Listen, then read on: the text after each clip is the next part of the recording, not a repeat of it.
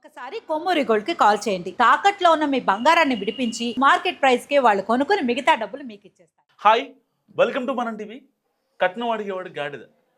So మ్యాటర్లోకి వస్తే, Russia వీధుల్లో ముఖేష్ అనే ఒక యువకుడు రోడ్లు ఉడ్చుకుంటూ కనిపించాడు. అక్కడ స్థానికంగా ఉండే కొన్ని పేపర్స్ వాటి ఎడిటర్స్, జర్నలిస్టులు వాళ్ళు ప్రశ్నించారు. ఒక మాట అడిగారు, మీది ఇక్కడ రష్యా సిటిజన్ కాదు కదా, నువ్వు ఇక్కడ ఎందుకు ఊడుస్తున్నావు అని అడిగారు. సో బతకడానికి నేను ఏమైనా చేస్తాను ఏంటి అన్న తర్వాత అతను మాట్లాడుతున్న విధానం, ఆయన మాట్లాడే ప్రతి ఒక్క మాట చాలా గన్ షాట్గా అతని పాయింట్ బ్లాంక్ టచ్ అయింది. ఒక జర్నలిస్ట్కి ఆ ఒక మాటలు టచ్ అయ్యాయంటేనే మాత్రమే ఇంకొంచెం నెక్స్ట్ పాయింట్కి వెళ్ళగలడు.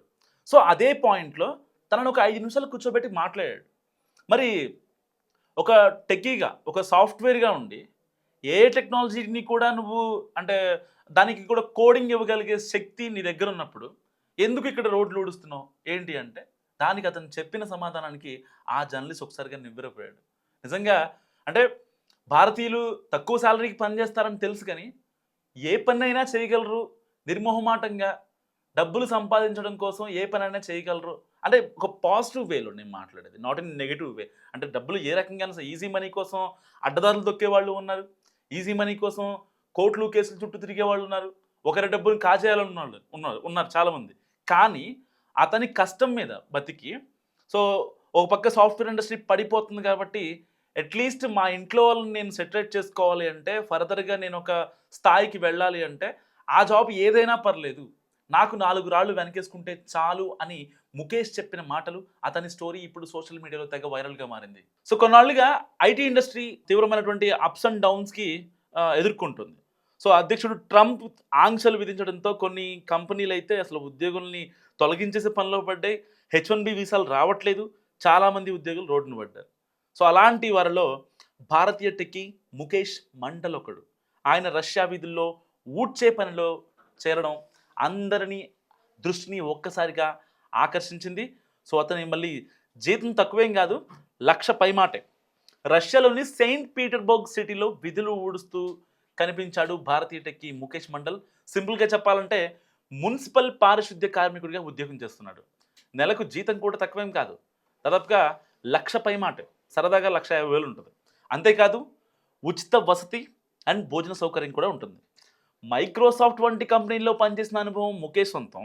ఏఐ, చాట్ బాట్స్, ఇంకా జీపీటీ, అత్యాధునిక టెక్నాలజీపై పట్టు ఉంది కూడా. సో ప్రస్తుతం టెక్ సెక్టార్లో నియామకాలు తగ్గాయి, ఉద్యోగం పోవడంతో స్వదేశానికి తిరిగి వచ్చాడు మండల్. ఆ తర్వాత సాఫ్ట్వేర్ డెవలపర్గా పనిచేశాడు. తర్వాత సెయింట్ పీటర్బర్గ్ వెళ్ళి అక్కడ కూడా కొద్ది రోజులు జాబ్ చేసిన తర్వాత తన జాబ్ కోల్పోవడంతో సో ఇప్పుడు అక్కడ ఉన్న మున్సిపాలిటీలో పనిచేస్తున్నాడు. చెత్తను ఏరివేస్తూ ఒక జర్నలిస్ట్ కంట చిక్కాడనమాట. సో స్థానిక పేపర్ అతను పలకరించింది. మైక్రోసాఫ్ట్ కంపెనీలో పనిచేశానని చెప్పాడు. ఏఐ, చాట్ జీపీటీ ఇలాంటి వాటిలో ప్రమేయం ఉందని చెప్పాడు.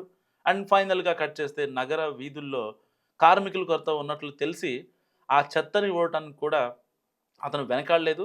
సో అతను 4 నెలల కిందట 16 మంది భారతీయులతో కలిసి సెయింట్ పీటర్బర్గ్స్కి వచ్చాడు. సో భారతీయులకు పని ముఖ్యం కాదని బాధ్యతగా పనిచేయడం తెలుసు అన్నాడు ముఖేష్ మండల్. మరొకసారి నిజంగా భారతీయ ఔన్నత్యాన్ని, భారతీయుల సంస్కృతిని, సాంప్రదాయాల్ని, ఆ ఎథిక్స్, వాల్యూస్ ఉంటాయి కదా, ఆ వాల్యూస్ని ముఖేష్ మండల్ మరొకసారి అంతర్జాతీయ వేదికల మీదకి తీసుకొచ్చాడు.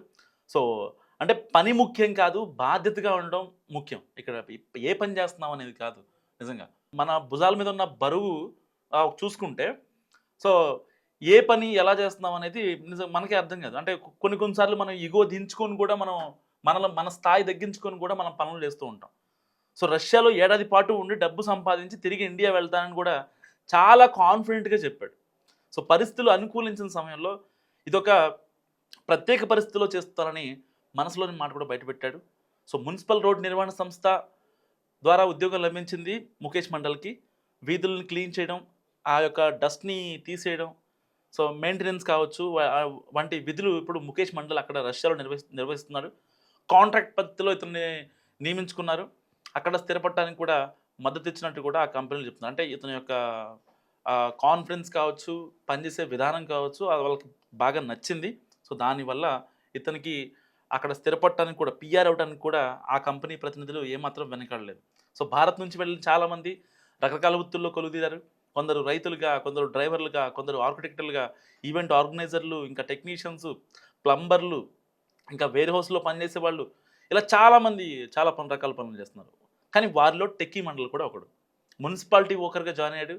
కార్మికులకు నెలకు దాదాపుగా 10,000 రూబిళ్ళు ఇస్తారు. 10,000 రూబిళ్ళు అంటే ఇది దాదాపుగా భారతీయ కరెన్సీలో 1,70,000 ఉంటుంది ఐ థింక్. ముఖేష్ మండల్ జీవితం గురించి, అక్కడ రోడ్లు ఉండటం గురించి మీరేమనుకుంటారు? మస్ట్ కామెంట్ చేయండి. చూస్తున్నాండి మన టీవీ.